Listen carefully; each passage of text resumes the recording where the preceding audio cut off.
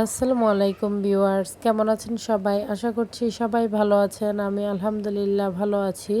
তো নতুন আরেকটি ব্লগ নিয়ে চলে আসলাম আপনাদের মাঝে।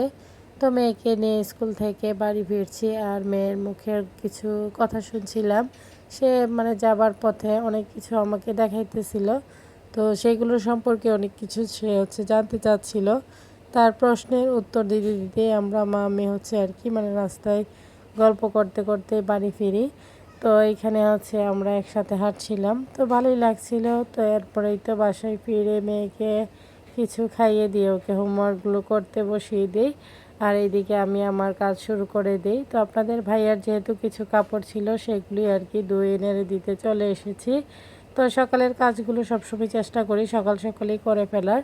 তো কাজ নিয়ে বসে থেকে তো আর লাভ নেই, যেহেতু কাজগুলো করতেই হবে, সকাল সকাল করে নিলেই ভালো। তো এরপর বাসি যে কাজগুলো আছে একটু যে থালাবাটিগুলো সেগুলোই পরে দুই যা মিলে আর কি মেজে নেই। তো আমরা সবসময় চেষ্টা করি মিলেমিশে কাজগুলো করার জন্য। তো হাতে হাতে কাজগুলো করে নিলে কিন্তু তাড়াতাড়ি হয়ে যায়, সহজে হয়। তো এরপর সকালের নাস্তা করেই কিন্তু আমরা দুপুরে রান্নার আয়োজন শুরু করে দেই। তো দুপুরে রান্নার যে সবজিগুলো সেগুলো কেটে এখানে আদা রসুন সেগুলো ব্লেন্ড করা হচ্ছে। তো এরপর আমি চলে এসেছি বেসিন আর ওয়াশরুমটা ক্লিন করার জন্য। তো সপ্তাহে কিন্তু 2 দিন এগুলো ক্লিন করতেই হয়, না করলে একদমই ভালো লাগে না। তো আমি সবসময় চেষ্টা করি ক্লিন রাখার জন্য। তো একদিকে মেয়ের সাথে বকবক করছিলাম, আরেকদিকে কাজ করছিলাম। তো এরকমভাবেই আর কি কাজগুলো করে নিতে হয়।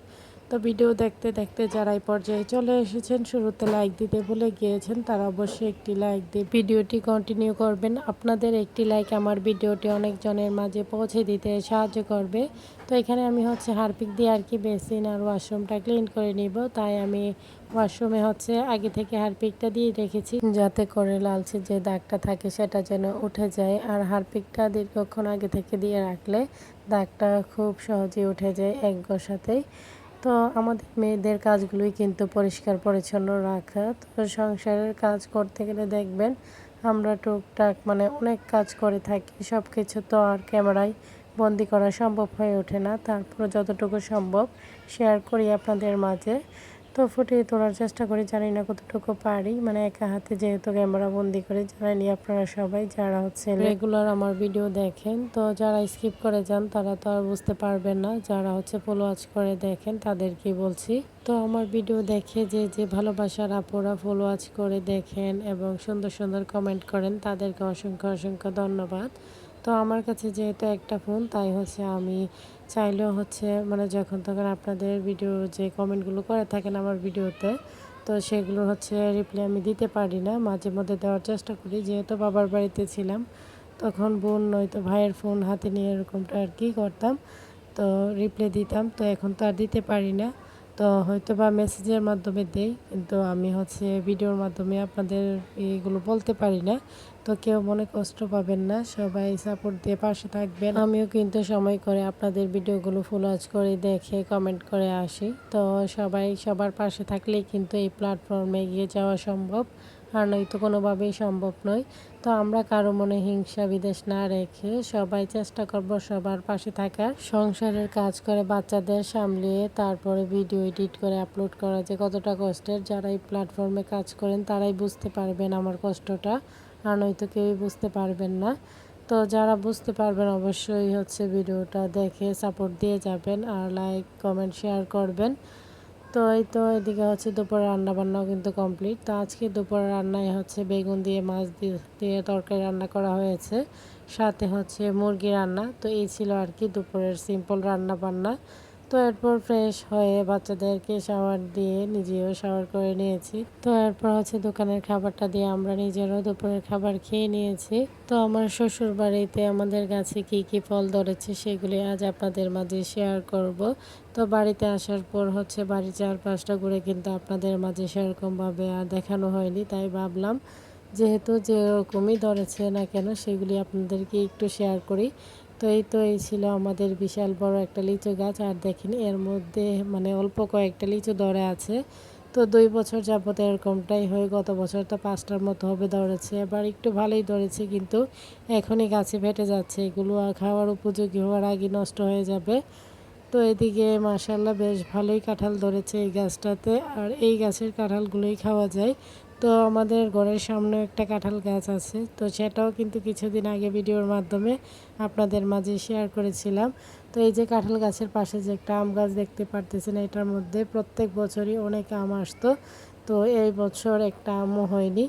তো আমাদের মানে আরেক পাশে যে আম গাছটা সেটার মধ্যে হয়েছে।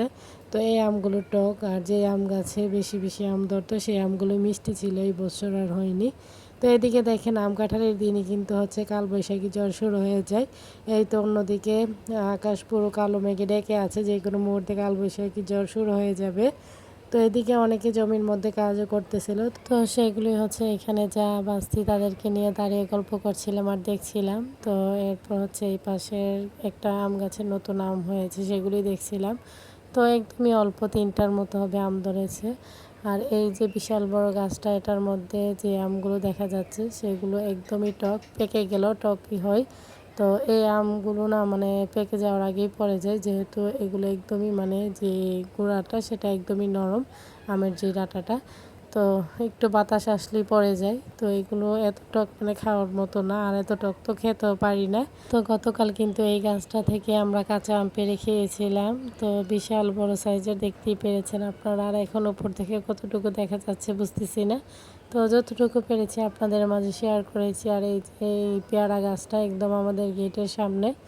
তো ভালোই লাগছিল যেহেতু একদম গেটের সামনে ছিল, আর মাশাআল্লাহ এটার মধ্যে বেশ ভালোই পেয়ারা ধরে আছে।